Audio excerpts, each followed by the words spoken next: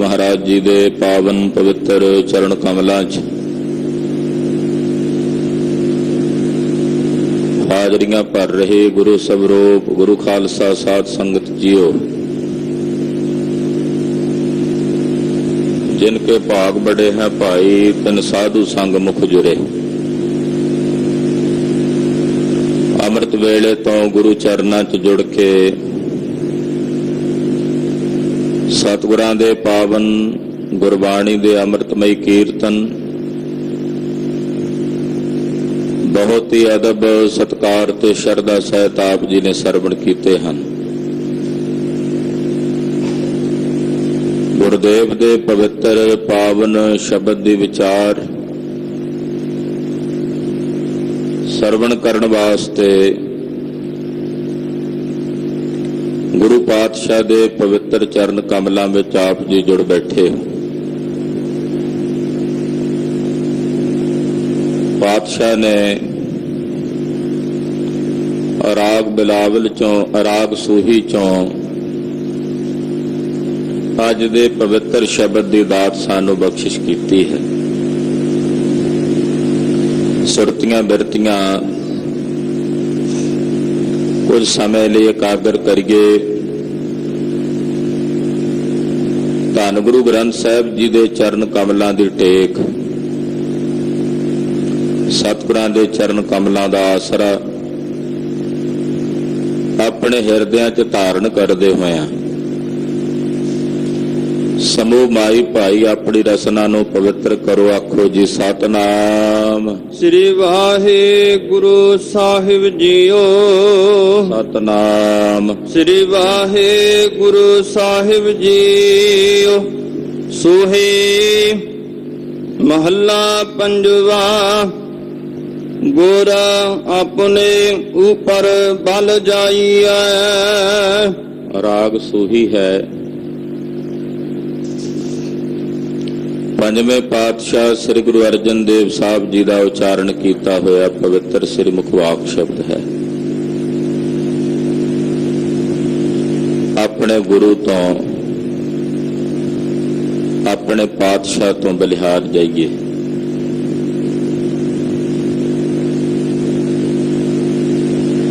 बल जाना वारे वारे जाना ये घटना उदों घटती है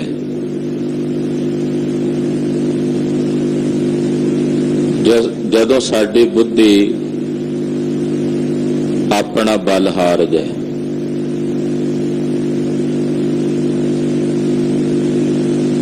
गुरु की गत जाणदियां गुरु की उपमा नूं जाणदियां जदों बुद्धि हार जाए कि कित्थे तक अंत है नहीं पता, उस वक्त जग्यासू के अंदर एक घटना घटती है। वो कहता महाराज मैं बलिहार जांदा वारे वारे जांदा।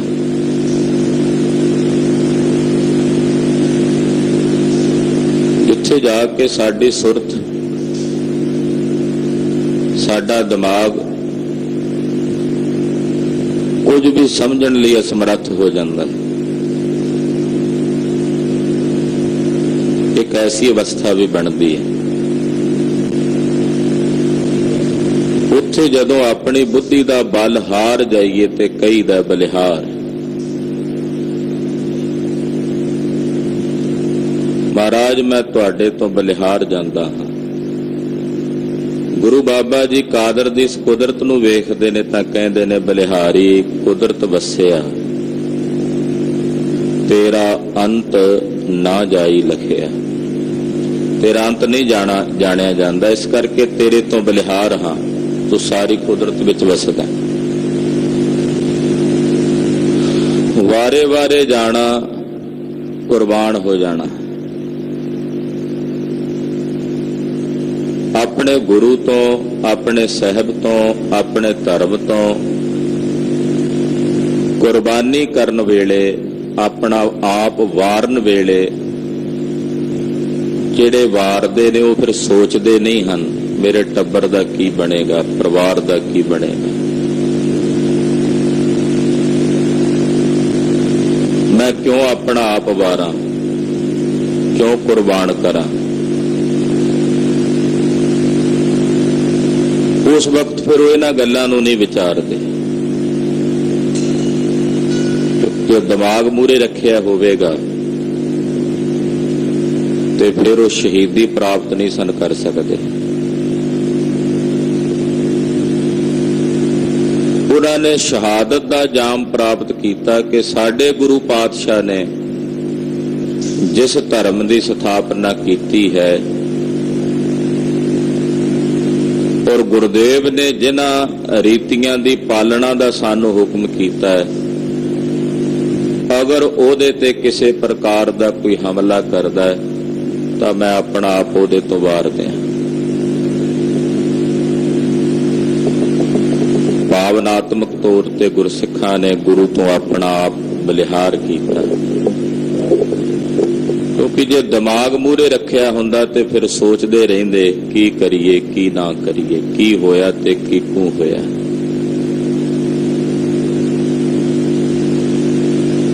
ਗੁਰੂ ਤੋਂ ਆਪਣਾ ਆਪਾ ਕੁਰਬਾਨ ਕਰਨ ਵੇਲੇ, ਆਪਣਾ ਸੀਸ ਦੇਣ ਵੇਲੇ ਭਾਈ ਦਇਆ ਰਾਮ ਜੀ ਨੇ ਇਸ ਗੱਲ ਦੀ ਵਿਚਾਰ ਨਹੀਂ ਸੀ ਕੀਤੀ, ਕਿਉਂ ਦਿਆਂ ਸਿਰ ਗੁਰੂ ਨੂੰ। ਬਸ ਇੰਨਾ ਸੀ, ਗੁਰੂ ਨੇ ਮੰਗਿਆ ਮੈਂ ਦੇ ਦੇਣਾ। ਹੋਰ ਕੋਈ ਵਿਚਾਰ ਨਹੀਂ। ਪਰ ਜੇ ਗੁਰੂ ਨੇ ਮੰਗਿਆ ਇਹ ਸਿਰ ਗੁਰੂ ਦੇ ਲੇਖੇ ਲੱਗ ਜੇ ਤੇ ਸਫਲ ਹੈ, ਮਰਨਾ ਤਾਂ ਹੈ ਹੀ ਹੈ।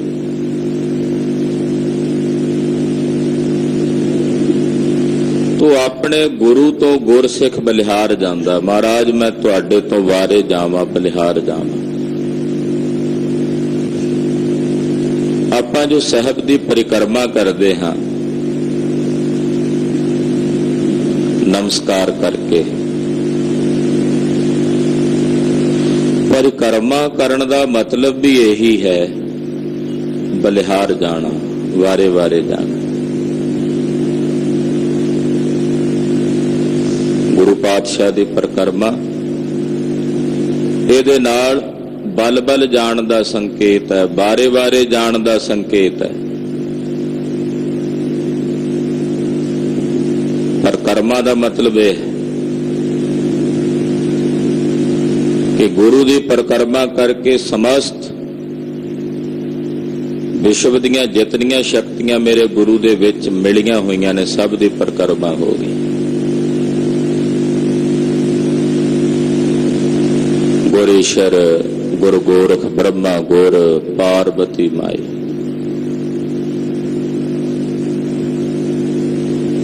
ਆਪਣੇ ਗੁਰੂ ਤੋਂ ਬਲਿਹਾਰ ਜਾਈਏ, ਵਾਰੇ ਵਾਰੇ ਜਾਈਏ। ਵਾਰਨਾ ਬਲਿਹਾਰਨਾ ਲਖ ਬਰੀਆ ਨਮੋ ਨਾਮ ਸਾਹਿਬ ਕੋ ਪ੍ਰਾਨ ਅਧਰਿਆ। ਹੋ ਵਾਰੀ ਵੰਜਾ ਭੋਲੀ ਵੰਜਾ, ਤੂੰ ਪਰਬਤ ਮੇਰਾ ਓਲਾ ਰਾਮ। ਐਸੇ ਗੁਰ ਕੋ ਬਲ ਬਲ ਜਾਈਐ, ਆਪ ਮੁਕਤ ਮੋਹਿ ਤਾਰੈ। ਗੁਰ ਆਪਣੇ ऊपर बल जाइए, अपने गुरु तो बलिहार जाइए। साडे गुरु जिहा होर कोई नहीं, साडे सतगुरु जैसा होर कोई नहीं। गुर जैसा नाही को देव, गुर जैसा नाही को देव, गुर जैसा नाही को देव, गुर जैसा नाही को देव, गुर जैसा नाही को देव, गुर जैसा नाही को देव, गुर जैसा नाही को देव, गुर जैसा नाही को देव। गुरु जैसा कोई नहीं, साडे गुरु दे सदृश कोई नहीं। इस करके अपने ऐसे सतगुरु जी तो असीं बलिहार जांदे हां, वारे वारे जांदे हां। आठ पहर ਹਰ ਹਰ ਜਸ ਗਾਈਐ।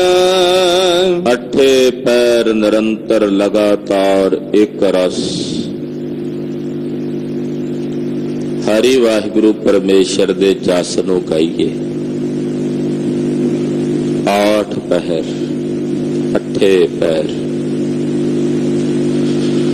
ਚਾਰ ਪੈਰ ਦਿਨ ਦੇ ਹਨ, ਚਾਰ ਰਾਤ ਦੇ ਹਨ। ਅਠੇ ਪੈਰ। ਗੁਰਦੇਵ ਨੇ ਮਨੁੱਖੀ ਜ਼ਿੰਦਗੀ ਨੂੰ ਵੀ ਇਹਨਾਂ ਪੈਰਾਂ 'ਚ ਵੰਡ ਦਿੱਤਾ। ਚਾਰ ਪੈਰਾਂ ਦੀ ਜ਼ਿੰਦਗੀ। ਤੋ ਅਠੇ ਪੈਰ ਨਿਰੰਤਰ ਲਗਾਤਾਰ ਇੱਕ ਰਸ ਆਪਣੇ ਹਰੀ ਦਾ ਜਸ ਗਾਈਏ। ਕੋਈ ਪੁੱਛੇ ਕਿ ਐਸਾ ਹੋ ਸਕਦਾ? ਸਾਧਕ ਕਹਿੰਦੇ ਨੇ ਹਾਂ, ਹੋ ਸਕਦਾ।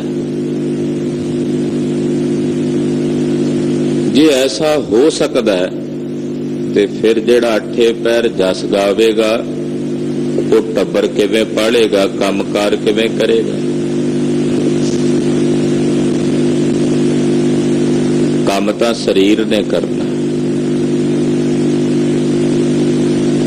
ਸੁਰਤ ਨਿਰੰਕਾਰ ਦੇ ਚਰਨਾਂ ਨਾਲ ਧਿਆਨ ਉੱਥੇ ਰਹੇ। ਗਊ ਚਰਨ ਗਈ ਹੁੰਦੀ ਹੈ ਦੂਰ, 5 ਕੋ 6 ਕੋ ਦੂਰ। ਬਛੜਾ ਘਰ ਲੈ ਛੱਡ ਜਾਂਦੇ ਕਿਉਂਕਿ ਉਹਨੂੰ ਨਾਲ ਲਿਜਾਣਾ ਔਖਾ। ਆਪਣੇ ਉਸ ਵੱਛੇ ਨਾਲ, ਬਛੜੇ ਨਾਲ ਉਹਦਾ ਧਿਆਨ ਇਤਨਾ ਕੇਂਦਰਿਤ ਹੁੰਦਾ ਹੈ ਕਿ 5-7 ਕੋ ਦੂਰ ਗਈ ਹੋਈ ਗਊ ਘਾਹ ਚਰਦੀ ਵੀ ਖਿਆਲ ਉਧਰ ਹੀ ਰੱਖਦੀ ਹੈ।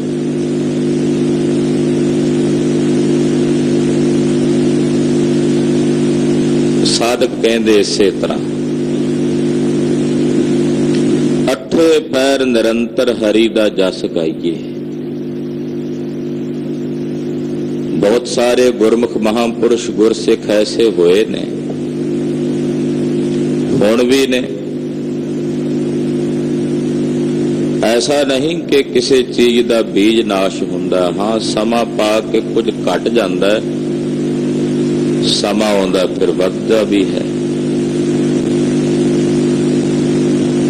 ਜਿਨ੍ਹਾਂ ਦੀ ਰਸਨਾ ਤੋਂ ਹਮੇਸ਼ਾ ਹੀ ਹਰੀ ਜਸ ਹੁੰਦਾ। ਜਦੋਂ ਉਹਨਾਂ ਨੂੰ ਮਿਲੋ, ਜਿੰਨਾ ਚਿਰ ਮਰਜੀ ਉਹਨਾਂ ਕੋਲ ਬੈਠੋ, ਹਰ ਵੇਲੇ ਹਰੀ ਜਸ, ਹਰੀ ਦੀ ਬਾਤ। ਉਹ ਕਹਿੰਦੇ ਹੋਰ ਗੱਲਾਂ ਵਾਸਤੇ ਸਾਡੇ ਕੋਲ ਸਮਾਂ ਹੀ ਨਹੀਂ, ਵੇਲ ਹੀ ਨਹੀਂ। ਅਠੇ ਪੈਰ ਨਿਰੰਤਰ ਰੱਬ ਦੇ ਪਿਆਰੇ ਹਰੀ ਪਰਮੇਸ਼ਰ ਦਾ ਜਸ ਕਰਦੇ ਨੇ। ਅਠੇ ਪੈਰ ਨਿਰੰਤਰ।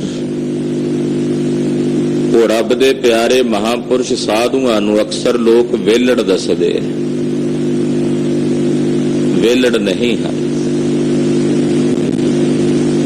ਉਹ ਹਰ ਵੇਲੇ ਨਿਰੰਤਰ ਆਪਣੀ ਸਾਧਨਾ ਵਿੱਚ ਪਰਪੱਕ ਨੇ। ਜੇ ਅਸਲ ਵਿੱਚ ਕੋਈ ਸਾਧੂ ਹੈ, ਭੇਖੀਆਂ ਦੀ ਗੱਲ ਵੱਖਰੀ ਹੈ। ਉਹਨਾਂ ਭੇਖੀਆਂ ਨੂੰ ਕੋਈ ਵੇਲੜ ਆਖੇ, ਉਹਨਾਂ ਭੇਖੀਆਂ ਨੂੰ ਕੋਈ ਪਖੰਡੀ ਕਹੇ, ਕੋਈ ਆਪੱਤੀ ਨਹੀਂ, ਹੋ ਸਕਦੇ।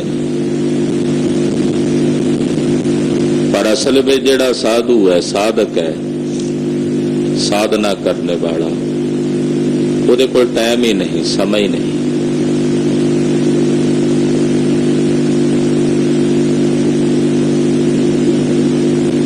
ਮਹਾਤਮਾ ਬੁੱਧ ਦਾ ਇੱਕ ਭਿਕਸ਼ੂ ਕਿਸੇ ਕੋਲ ਮੰਗਣ ਪਹੁੰਚਿਆ ਘਰ 'ਚ।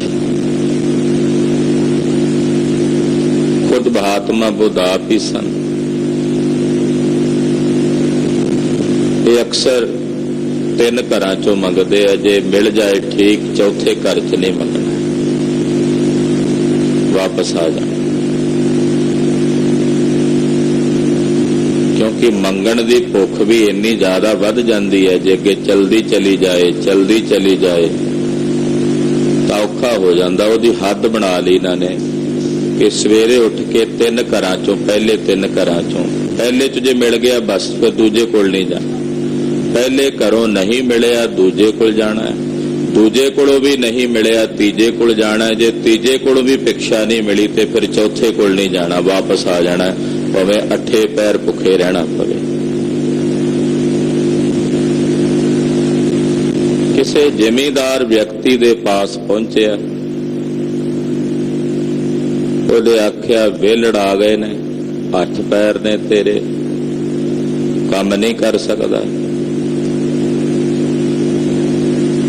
ਚੰਗਾ ਭਲਾ ਵੇਖਣ ਨੂੰ ਨਵਾਂ ਨਰੋਆ ਹੱਟਾ ਕੱਟਾ, ਗੁੱਸੇ ਵਿੱਚ ਆ ਕੇ ਉਹਨੇ ਗਾਲਾਂ ਵੀ ਬਹੁਤ ਕੱਢੀਆਂ। ਆ ਜਾਂਦੇ ਆ ਸਵੇਰੇ ਸਵੇਰੇ ਦਿਮਾਗ ਖਰਾਬ ਕਰਨ। ਮਹਾਤਮਾ ਬੁੱਧ ਮੁਸਕਰਾਉਂਦੇ ਰਹੇ। ਉਹ ਬੜਾ ਹੈਰਾਨ ਹੋਇਆ ਕਿ ਮੈਂ ਇੰਨਾ ਔਖਾ ਭਾਰਾ ਬੋਲਦਾ, ਕੌੜਾ ਬੋਲਦਾ, ਗਾਲਾਂ ਵੀ ਕੱਢ ਰਿਹਾ, ਵੀ ਅੱਗੋਂ ਹੱਸ ਰਿਹਾ। ਉਹਦੇ ਮਨ 'ਚ ਤਰਸ ਆ ਗਿਆ, ਕਹਿੰਦਾ ਚੱਲ ਆ ਜਾ। ਬਿਠਾਇਆ, ਅੰਦਰੋਂ ਦੋ ਪ੍ਰਸ਼ਾਦੇ ਲਿਆਇਆ ਤੇ ਦੇਣ ਤੋਂ ਪਹਿਲਾਂ ਕਹਿੰਦਾ ਵੀ ਮੈਂ ਤੈਨੂੰ ਇੰਨਾ ਬੁਰਾ ਭਲਾ ਕਿਹਾ, ਕਿ ਤੈਨੂੰ ਗੁੱਸਾ ਨਹੀਂ ਲੱਗਦਾ ਵੀ ਤੁਹਾਡੇ ਅੰਦਰ ਕੋਈ ਅਣਖ ਨਾਂ ਦੀ ਚੀਜ਼ ਨਹੀਂ ਹੁੰਦੀ। ਮਹਾਤਮਾ ਬੁੱਧ ਕਹਿਣ ਲੱਗੇ, ਸੱਜਣਾ ਗੱਲ ਏਦਾਂ ਹੈ ਕਿ ਰੋਟੀਆਂ ਤੇਰੇ ਹੱਥ 'ਚ ਫੜੀਆਂ ਨੇ, ਤੇਰੀਆਂ ਨੇ? ਕਹਿੰਦਾ ਹਾਂ। ਤੇ ਜਦੋਂ ਮੈਨੂੰ ਦੇ ਦੇਂਗਾ? ਕਹਿੰਦੇ ਫਿਰ ਤੇਰੀਆਂ ਨੇ। ਜਦੋਂ ਤੱਕ ਮੈਂ ਲਾ ਲਵਾਂ ਉਦੋਂ ਤੱਕ ਤੇਰੇ ਹੱਥਾਂ ਵਿੱਚ ਤੇਰੀਆਂ ਹੀ ਨੇ? ਕਹਿੰਦਾ ਹਾਂ। ਕਹਿੰਦੇ ਜਦੋਂ ਤੱਕ ਤੂੰ ਗਾਲਾਂ ਦਿੰਦਾ ਰਿਹਾ ਮੈਂ ਲਈਆਂ ਹੀ ਨਹੀਂ, ਉਹ ਮੇਰੀਆਂ ਕਿਵੇਂ ਹੋ ਸਕਦੀਆਂ ਨੇ? ਉਹ ਤਾਂ ਤੇਰੀਆਂ ਹੀ ਰਹੀਆਂ ਨੇ ਨਾ, ਮੈਂ ਤਾਂ ਉਹ ਗ੍ਰਹਿਣ ਨਹੀਂ ਕੀਤੀਆਂ। ਤੇ ਜੇ ਮੈਂ ਉਹਨਾਂ ਨੂੰ ਗ੍ਰਹਿਣ ਹੀ ਨਹੀਂ ਕੀਤਾ ਤੇ ਉਹ ਮੇਰੀਆਂ ਕਿਵੇਂ ਹੋ ਸਕਦੀਆਂ ਨੇ? ਜਿੰਨਾ ਕੋਈ ਤੂੰ ਬੋਲਿਆ, ਜਿੰਨੇ ਤੂੰ ਕੌੜੇ ਬੋਲ ਬੋਲੇ ਨੇ, ਗਾਲਾਂ ਕੱਢੀਆਂ ਨੇ, ਉਹਨਾਂ ਚਿਰ ਉਹ ਤੇਰੀਆਂ ਹੀ ਨੇ। ਜੇ ਮੈਂ ਲੈਂਦਾ ਤੇ ਫਿਰ ਉਹ ਮੇਰੀਆਂ ਹੁੰਦੀਆਂ। ਬੜਾ ਹੈਰਾਨ ਹੋਇਆ ਵੀ ਇਹ ਕਿੱਦਾਂ ਦਾ ਬੰਦਾ। ਨਹੀਂ ਸੀ ਪਤਾ ਕਿ ਜਿਸ ਨਾਲ ਗੱਲ ਕਰ ਰਿਹਾ ਉਸ ਵੇਲੇ ਦੇ ਸਮੇਂ ਦਾ ਮਹਾਨ ਬੁੱਧ ਹੈ, ਮਹਾਤਮਾ ਬੁੱਧ। ਰੋਟੀਆਂ ਦੇ ਵੀ ਦਿੱਤੀਆਂ ਤੇ ਕਹਿੰਦਾ ਫਿਰ ਵੀ ਵੇਖ ਲੈ ਵੀ ਮੈਂ ਬੜੀ ਮਿਹਨਤ ਕੀਤੀ, ਹਲ ਵਾਹਿਆ,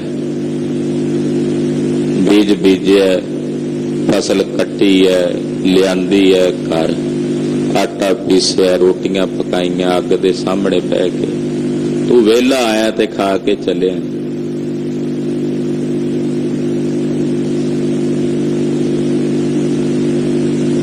ਵਿਹਲਾ ਆਇਆ ਤੇ ਖਾ ਕੇ ਚੱਲਿਆ, ਮੈਨੂੰ ਕੀ ਮਿਲਿਆ?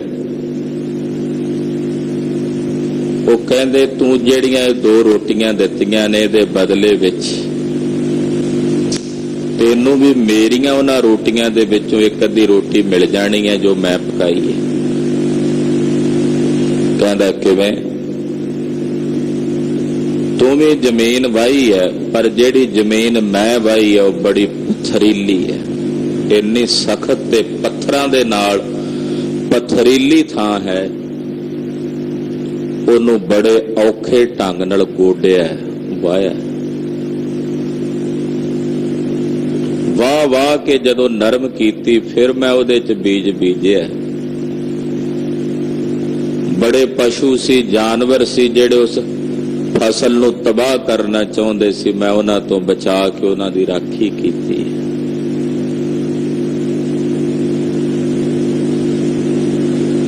ਫਿਰ ਉਹ ਜਦੋਂ ਫਸਲ ਪੱਕੀ ਹੈ, ਹੁਣ ਉਹ ਰੋਟੀਆਂ ਮੈਂ ਵੀ ਪਕਾਈਆਂ ਨੇ, ਆਦਾਨ ਪ੍ਰਦਾਨ ਤਾਂ ਹੋ ਰਿਹਾ ਹੈ। ਤੂੰ ਆਹ ਦੋ ਰੋਟੀਆਂ ਆਪਣੇ ਖੇਤਾਂ ਵਿੱਚੋਂ ਦੇਣੀਆਂ ਨੇ, ਜੋ ਮੈਂ ਖੇਤ ਵਾਹਿਆ ਉਹਦੇ ਵਿੱਚੋਂ ਭਗਤੀ ਦਾ ਇੱਕ ਕਿਣਕਾ ਮੈਂ ਤੈਨੂੰ ਵੀ ਦੇ ਕੇ ਜਾਣਾ, ਬਦਲਾ ਤਾਂ ਚਲਿਆ ਜਾਣਾ। ਤੇਰੀਆਂ ਇਹਨਾਂ ਦੋ ਰੋਟੀਆਂ ਦੇ ਬਦਲੇ ਕੁਦਰਤ ਨੇ ਤਾਂ ਤੈਨੂੰ ਮੇਰੀ ਉਸ ਸਾਧਨਾ 'ਚੋਂ ਥੋੜਾ ਬਹੁਤਾ ਹਿੱਸਾ ਤਾਂ ਦੇ ਹੀ ਦੇਣਾ। ਇਸ ਕਰਕੇ ਨਾ ਕਿਸੇ ਨੂੰ ਕੁਝ ਦਿੰਦਾ ਹੈ, ਨਾ ਕਿਸੇ ਕੋਲੋਂ ਕੁਝ ਲੈਂਦਾ ਹੈ। ਦੇਣ ਵਾਲਾ ਇੱਕ ਅਕਾਲ ਪੁਰਖ ਪਰਮੇਸ਼ਰ ਹੈ। ਮਤ ਕਿਸੇ ਨੂੰ ਵਿਹਲੜ ਕਹਿਣਾ ਵੀ ਇਹ ਸਾਧ ਵਿਹਲੜ ਨੇ। ਹਾਂ, ਅਗਰ ਕੋਈ ਵੇਲੜ ਸਾਧ ਪਖੰਡੀ ਹੈ ਫਿਰ ਉਹ ਵੇਲੜ ਵੀ ਹੈ, ਦੰਭੀ ਹੈ ਤਾਂ ਵੇਲੜ ਵੀ ਹੈ। ਪਰ ਜੋ ਸਾਧਕ ਹੈ ਆਪਣੇ ਆਨੰਦ ਦੇ ਵਿੱਚ, ਰੰਗ ਦੇ ਵਿੱਚ ਬੈਠਾ ਹੈ, ਕਿਸੇ ਕੋਲ ਜਾ ਕੇ ਹੱਥ ਨਹੀਂ ਤੱਟਦਾ, ਜੋ ਉਸ ਨੂੰ ਮਿਲ ਜਾਂਦਾ ਉਹਦੇ ਵਿੱਚ ਆਨੰਦਿਤ ਹੈ, ਉਸ ਨੂੰ ਵੇਲੜ ਕਹਿਣਾ ਮਹਾਮੂਰਖਤਾ ਹੈ। ਇਹੋ ਜਿਹੇ ਜਿਹੜੇ ਰੱਬ ਦੇ ਪਿਆਰੇ ਮਹਾਂਪੁਰਸ਼ ਸਾਧੂ ਨੇ, ਅੱਠੇ ਪੈਰ ਨਿਰੰਤਰ ਹਰੀ ਦਾ ਜਸ ਗਾਇਨ ਕਰਦੇ, ਫਿਰ ਉਹ ਵੇਲੜ ਕਿਵੇਂ ਹੋਏ?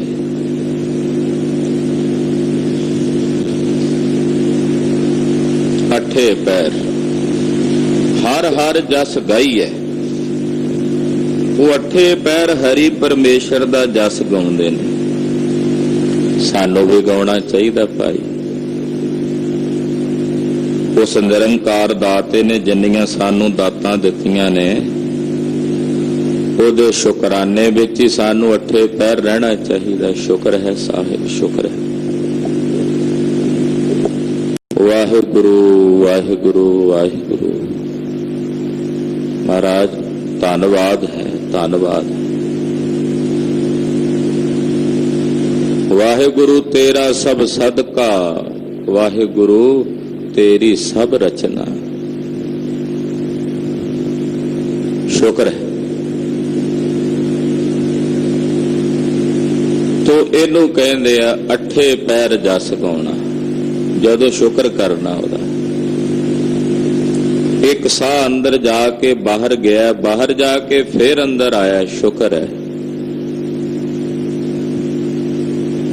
इनू पाया तो आ गया, नहीं तो बाहर गए साह नहीं मुड़ते, परत आया वापस तेरे तरस नाल, तेरे हुक्म नाल। शुक्र आ। इदां गुरसिख तां हर साह नाल ही शुक्र करदे, हर साह नाल। दम दम सदा संभालदा, दम दम सदा संभालदा, दम दम सदा संभालदा, दम दम सदा संभालदा, दम दम सदा संभालदा, दम दम सदा संभालदा, दम दम सदा संभालदा, दम दम सदा संभालदा। दम न बिरथा जाए, दम न बिरथा जाए, दम न बिरथा जाए, दम न बिरथा जाए, दम न बिरथा जाए, दम न बिरथा जाए, दम न बिरथा दम न बिरथा जाए। अठे पैर हरि अकाल पुरख दा, परमेश्वर दा जस गाइए। सिमरो सो प्रभ अपना स्वामी, वो जेड़ा साडा अपना, अपना जेड़ा हुंदा ना, अपना ओहदे ते बड़ा माण हुंदा। पहला विचार ये भी सानू कर लेनी चाहिए है कि साडा अपना है कि जो असी अपना कीता होया है, कि वो साडा अपना है।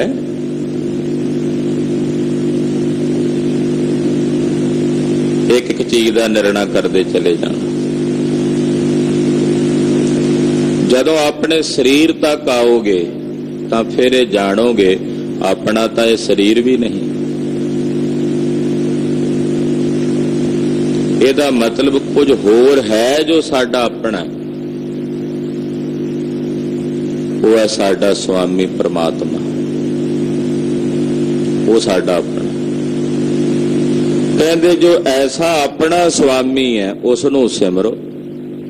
सिमरो सो प्रभ अपना स्वामी। जो साडा अपना स्वामी है उस स्वामी नू सिमरो, ਉਸ ਨੂੰ ਚੇਤੇ ਕਰੋ। ਸਗਲ ਘਟਾ ਕਾ ਅੰਤਰ ਜਾਮੀ। ਸੰਸਾਰ ਦੇ ਸਾਰੇ ਘਟਾਂ ਦੇ ਅੰਦਰ ਦੀ ਜਾਣਨ ਵਾਲਾ ਅੰਤਰਜਾਮੀ ਹੈ। ਪ੍ਰਭ ਮੇਰਾ ਅੰਤਰਜਾਮੀ ਜਾਣ। ਸਰਬ ਘਟਾਂ ਦੀ ਜਾਣਨ ਵਾਲਾ ਅੰਤਰਜਾਮੀ। ਕਿਸ ਘਟ ਵਿੱਚ ਕਿਸ ਹਿਰਦੇ 'ਚ ਕੀ ਚੱਲਦਾ ਹੈ, ਜਾਣੀ ਜਾਣ ਸੁਆਮੀ ਜੀ ਜਾਣਦੇ ਨੇ। ਐਸੇ ਨੇ ਸਤਿਗੁਰੂ ਦਿਆਲੂ ਕਿਰਪਾਲੂ। ਅੰਤਰਯਾਮੀ ਜੋ ਸਭ ਦੇ ਦਿਲਾਂ ਦੀ ਜਾਣੇ। ਔਰ ਵੇਖੋ ਕਿਤਨਾ ਵੱਡਾ ਅੰਤਰਜਾਮੀ ਹੈ। ਘਟ ਘਟ ਦੇ ਅੰਦਰ ਦੀ ਜਾਣਨ ਵਾਲਾ ਹੈ। ਇੱਕ ਛੋਟੀ ਜਿਹੀ ਕੀੜੀ ਦੇ ਅੰਦਰ ਕੀ ਚਾਹੀਦਾ, ਉਹਨੂੰ ਕੀ ਉਹਦੀ ਇੱਛਾ ਹੈ, ਉਹ ਕੀ ਕਰ ਰਹੀ ਹੈ, ਉਹਦੇ ਅੰਦਰ ਦੀ ਕੀ, ਉਹ ਛੋਟੀ ਜਿਹੀ ਕੀੜੀ ਦੇ ਅੰਦਰ ਦੀ ਵੀ ਜਾਣਨ ਵਾਲਾ ਹੈ।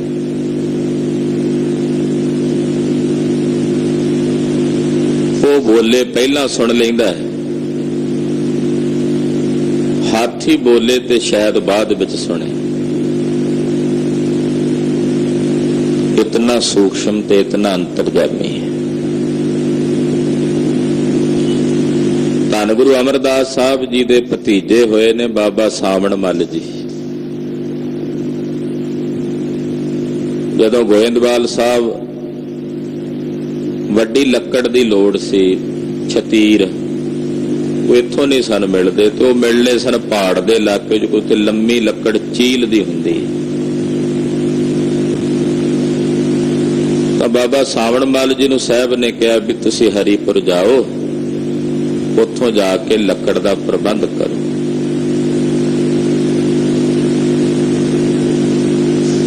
ਹੁਣ ਇਹ ਉਦੋਂ ਕਿਹਾ ਜਾਂਦਾ ਸੀ ਵੀ ਪਹਾੜੀ ਇਲਾਕਿਆਂ 'ਚ ਜਾਦੂਗਰ ਨੇ ਜੀ, ਉੱਥੇ ਤਾਂ ਮੇਰਾ ਪੁੱਤ ਕਿਵੇਂ ਜਾਏ। ਬਾਬੇ ਸਾਵਣ ਮੱਲ ਦੀ ਮਾਤਾ ਆ ਕੇ ਕਹਿਣ ਲੱਗੀ, ਮਹਾਰਾਜ ਜੀ ਨੇ ਆਪਣੇ ਹੱਥਾਂ 'ਚ ਇੱਕ ਰੁਮਾਲ ਦਿੱਤਾ, ਆਖਿਆ ਸਾਵਣ ਮੱਲ ਜੀ ਇਹ ਲੈ ਜਾਓ, ਇਹਦੇ ਨਾਲ ਜੋ ਤੁਸੀਂ ਕਰਨਾ ਚਾਹੋਗੇ ਹੋ ਜਾਏਗਾ। ਬਾਬਾ ਸਾਵਣ ਮੱਲ ਜਦੋਂ ਹਰੀਪੁਰ ਗਏ ਤੇ ਉੱਥੋਂ ਦੇ ਰਾਜੇ ਦਾ ਲੜਕਾ ਕਾਲਵਸ ਹੋ ਗਿਆ, ਰੋਣਾ ਧੋਣਾ ਪਿਆ ਹੈ। ਬਾਬਾ ਜੀ ਗਏ ਉੱਥੇ, ਕਲਾਵਰਤੀ ਗੁਰੂ ਸਾਹਿਬ ਦੀ ਸਤਿਗੁਰੂ ਮੇਰਾ ਮਾਰਜ ਵਾਲੇ, ਉਸੇ ਰੁਮਾਲ ਦਾ ਜਲ ਸੁਰਜੀਤ ਹੋ ਗਿਆ ਬਾਲਕ, ਰਾਜਾ ਸ਼ਰਧਾਲੂ ਬਣ ਗਿਆ।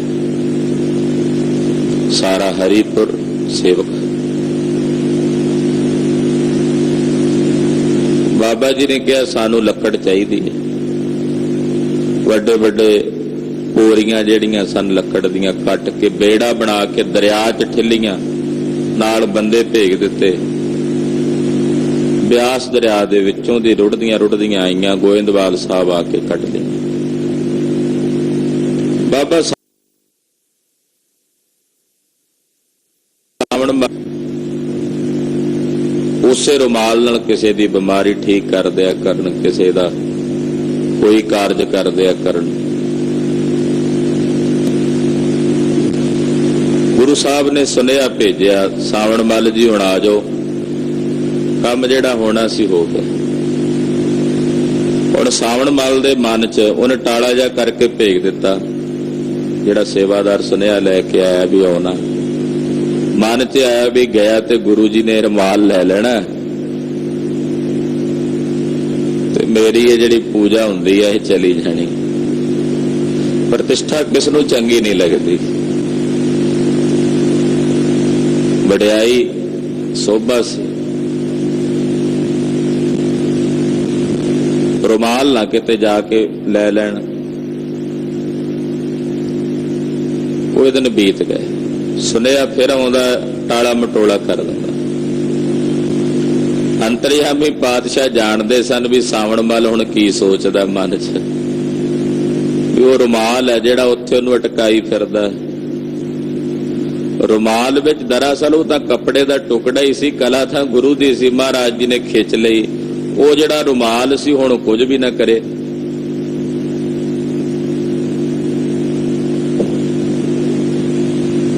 ਆਖਰਕਾਰ ਸਾਵਣ ਮੱਲ ਰਾਜੇ ਨੂੰ ਨਾਲ ਲਿਆ ਤੇ ਸਤਿਗੁਰਾਂ ਦੀ ਸ਼ਰਨ ਆ ਗਿਆ। ਮਹਾਰਾਜ ਜੀ ਸਾਵਣ ਵੱਲ ਵੇਖ ਕੇ ਮੁਸਕਰਾਏ, ਕਹਿੰਦੇ ਰੁਮਾਲ ਆਇਆ ਤਾਂ ਹੀ ਆਉਣਾ ਸੀ, ਸੱਦੇ ਤੇ ਨਹੀਂ ਆਏ। ਮਹਾਰਾਜ ਅੰਤਰਜਾਮੀ, ਕਿਸ ਦੇ ਅੰਦਰ ਕੀ ਚਿਤਵਨੀ ਚੱਲ ਰਹੀ ਹੈ, ਕੌਣ ਕੀ ਸੋਚ ਰਿਹਾ ਹੈ, ਸਤਿਗੁਰੂ ਅੰਤਰਜਾਮੀ ਨੇ ਜਾਣ ਲੈਂਦੇ। ਸਾਡੇ ਨਾਲ ਵੀ ਕਈ ਵਾਰੀ ਇਹ ਘਟਨਾ ਤੁਸੀਂ ਅਕਸਰ ਘਟਦੀ ਵੇਖੀ ਹੋਣੀ ਹੈ ਆਪਣੇ ਮੇਲ ਜੋਲ ਦੇ ਵਿੱਚ। ਕਿਸੇ ਸੱਜਣ ਨੂੰ ਅਸੀਂ ਮਿਲਦੇ ਹਾਂ, ਉਹਦੇ ਮਨ 'ਚ ਜੋ ਸੋਚ ਹੁੰਦੀ, ਅਸੀਂ ਜਦੋਂ ਗੱਲ ਕਰਦੇ ਹਾਂ ਉਹ ਕੋ ਝੱਟ ਕਹਿੰਦਾ, ਯਾਰ ਤੂੰ ਅੰਤਰਜਾਮੀ, ਮੈਂ ਇਹ ਗੱਲ ਸੋਚ ਹੀ ਰਿਹਾ ਸੀ, ਤੂੰ ਕਹਿ ਦਿੱਤੀ ਹੈ। ਮੈਂ ਸੋਚ ਹੀ ਰਿਹਾ ਸੀ, ਤੂੰ ਕਹਿ ਦਿੱਤੀ ਹੈ।